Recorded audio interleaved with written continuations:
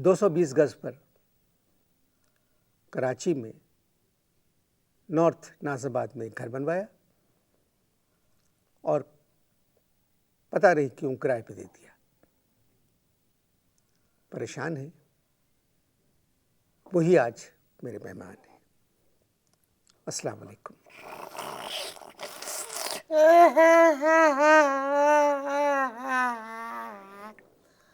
आपके पास कोई दूसरा रुमाल होगा? क्यों? ये रुमाल जो है, दरअसल ये रुमाल जो है ये आंसुओं के लिए मैंने रखा हुआ है, क्योंकि अब थोड़ी देर बाद मुझे नतलबी हो शुरू होने वाला है।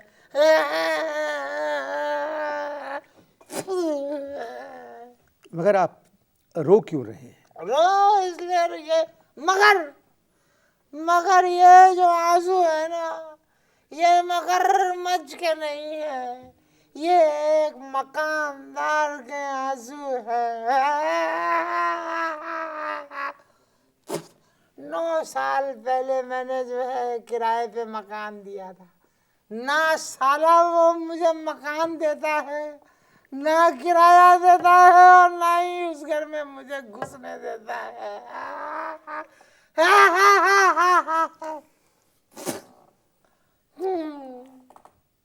ये बातें आपने किराएदार से क्यों नहीं कहते आप? मैं बहुत कही उसको, मकसूद साहब, मैंने उसको कहा लिल्लाह खुदा के वास्ते, मेरे आका, बड़े भाई, मेरे पास कोई और मकान नहीं है। तो मुझसे कहने लगा, रहिए वैसी जगह चलकर जहाँ कोई ना हो। मैंने कहा भाई मैं दूसरा मकान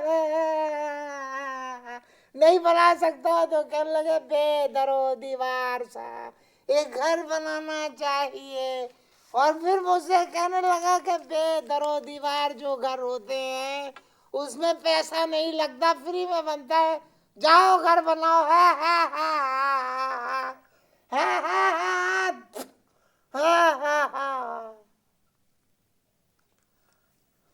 आपने घर किराए पे क्यों दिया? बात यह है मकसूद साहब, इस पूरी वर्ल्ड में हर आदमी की मत कभी ना कभी मारी जाती है।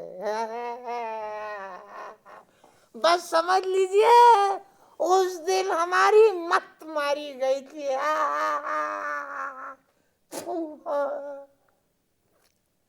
वो किराया भी नहीं देता? किराया नहीं, वो हमें देता है गालियां, और वो भी जोर जोर से। हमने कहा आवाज तो हौली कर लो, नहीं मानता है, और साहब घुटनों घुटनों तक गालियां देता है। बाज गालियां तो ऐसी होती है मकसूद साहब कि हम घर जाकर लुगत में उसका मीनिंग देखते हैं और फिर सिसकते हैं। आपने कभी घुटनों तक गालियां सुनी है? नहीं ना। मुझे पता, आप एक दफा मेरे साथ वहां चलिए, फिर आपको घुटनों घुटनों गालियां सुनवाएगा। जो उम्र आपकी है, हाँ इस उम्र के आदमी मतलब रोते हुए अच्छे नहीं लगते। हाँ हमें पता है। बात यह है कि मैं हंसते हुए बहुत मामूली लगता था, आप मुझे रोने दे। कराची में आप किसी बड़े अफसर को जानते हैं? एक बड़े अफसर को जानते थे, उन्हीं की वजह से तो ये मकान किराए पे दिया, उनकी वजह से। तो आप जाके उनसे बात करें। किनसे? उन बड़े अफसर से।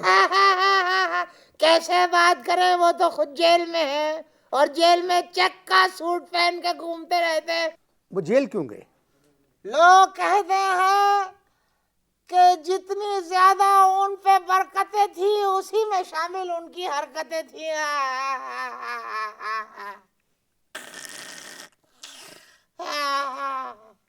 आप उनसे मिलने जेल गए? मैं उनसे मिलने 2 मरतबा जेल गया मकसूद साहब, तीसरी दफा मैं खुद जेल में अंदर हो गया। वो कैसे? किराएदार ने पुलिस को फोन करके बताया कि मेरा ताल्लुक जो है वो पुलिस ने फोन करके बताया कि आपका पुलिस ताल्लुक। ने नहीं, किराएदार ने पुलिस को फोन करके अच्छा। बताया कि मेरा ताल्लुक जो है से इस तरह का नाम मैंने पहले सुना नहीं। कौन है ये? भाई बता दिया ना, अगर नाम ले लिया तो फिर अंदर कर देंगे। क्या नाम है जिससे ताल्लुक है आपका? भाई यूं समझ ले, बुश जिनके सबसे बड़े दुश्मन है वही। अल कायदा से आपका ताल्लुक? मैंने उनको कहा, मकसूद साहब पुलिस वालों से मैंने कहा भाई मुझे तो पूरा कायदा नहीं आता, मैं अलकायदा का मेंबर कब से हो गया। पुलिस वालों ने आपके साथ क्या किया? ना ये मैं बता सकता हूँ, ना दिखा सकता हूँ, ना मैं कुछ कर सकता हूँ। बस यूं समझ लीजिए मकसूद साहब कि पुलिस मुझ पे ताबड़तोड़ हमले कर रही थी और मैं कभी पुलिस के सामने सीना सफर हो जाता था और कभी पुश्त सफर हो जाता था।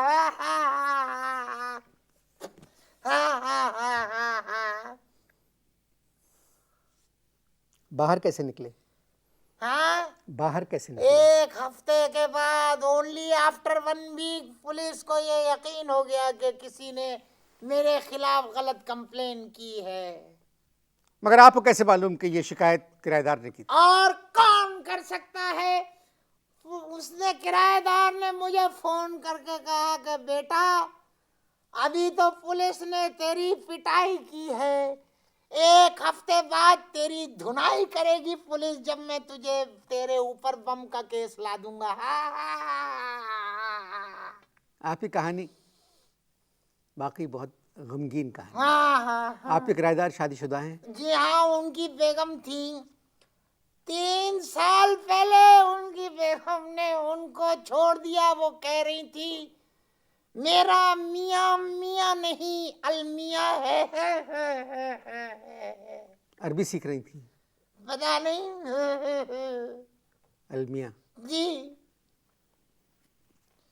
मेरा मियाँ मियाँ नहीं अलमिया है। इस बयान की मैं इनसे वजाहत तलब करना चाहूँगा जब तक आप इश्तहार देखें। इश्तहार आपने देखे। इश्तहारों से पहले मैं अपने मेहमान अजीज़ से बात कर रहा था इनके किराएदार के बारे में। मेरा सवाल था इनसे कि किराएदार शादीशुदा हैं। उनका 3 साल पहले उनके बेगम ने उनको छोड़ दिया ये कह के कि उनके मियाँ अलमिया हैं। तो यहीं से हम बातचीत का आगाज़ करते हैं। आजकल आप कहाँ रह रहे हैं? 220 गज के अपने मकान के सामने मैंने एक क्वार्टर में एक छोटा सा कमरा किराए पे लिया है मकसूद साहब। उसमें एक ही गुसल खाना है जिसमें दोनों तरफ दरवाजे लगे हुए हैं। पूरा दिन 100-150 मरतबा माफ कीजिएगा कहना पड़ता है मुझे। क्यों? अब आपकी इस क्यों का मकसूद साहब मेरे पास तो कोई जवाब नहीं है। अब आप मुझे बताइए कि अगर आप किसी किवाड़ को खोलते हैं गुसलखाने के और अगर आपको कोई चीज उकड़ू बैठी दिखाई देगी तो आप क्या कहेंगे? माफ़ कीजिएगा। बस यही मैं भी कोई 100-150 मरतबा सारा दिन में माफ कीजिएगा कहता रहता हूँ। तो आप ठक ठक करके क्यों नहीं जाते? किसको ठक ठक करके जाओ? मकान मालिक बहरा है, उसे सुनाई नहीं देता है। बताइए, अपने ही मकान के सामने मैं किराए पे रह रहा हूँ।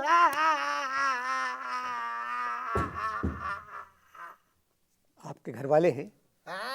आपके अपने घर वाले हैं? 7 साल पहले हमने सोचा था कि अपना घर बसा लें, लेकिन मकान चूंकि खाली नहीं हुआ तो वो किसी और के घर जाके बस गई। और सुना है वो वहाँ बहुत खुश है। नहीं, जाहिर है वो तो होंगी। इसका मतलब आपके पास कुछ नहीं है? मेरे पास 220 गज का एक मकान है मकसूद साहब, विद अटैच बात। वो किराएदार खाली नहीं कर रहा है। आप बताइए मैं क्या करूं? आप एक काम करें, आप एक काम करें, अब बोलिए आप। किसी सहाफ़ी से बात करें, हाँ किसी सहाफ़ी से बात करें जी। और उसको अपना सारा किस्सा सुनाएं हाँ। और उससे कहें कि ये अखबार पे छाप। अरे मकसूद साहब, आप क्या समझते हैं मैंने ऐसा नहीं किया होगा। एक सहाफी को मैंने अपने कमरे में बुलाया, वो बैठे, उन्होंने पूरा किस्सा सुना और कहा कि मैं आपकी स्टोरी अखबार में छाप दूंगा। लेकिन कहने लगे कि मुझे आपके इस कमरे की कभी कभी जरूरत पड़ेगी। मैंने कहा साहब क्यों? कहने लगे जरूरत इजाद की माँ होती है, मेरे 2 बच्चे हैं, उनकी माँ मर गई है, उनके लिए मैं नई माँ इजाद करने की कोशिश कर रहा हूँ। कहने लगे कभी कभी आपका कमरा मुझे चाहिए होगा। एक खातून है, मैं उनके साथ गुफ्तशुनीद करता हूँ और हम बैठ के जो है ना समोसे और चाय खाते हैं। ये कह के वो चले गए। 15 मिनट बाद एक अजीब सी खातून को लेके वो रिक्शा में आए, किराया भी मुझसे दिलवाया और मुझसे कहने लगे अब हम यहाँ बैठ के बातें करेंगे, आप हमारे लिए चाय और समोसे लेके 2 घंटे में आ जाए।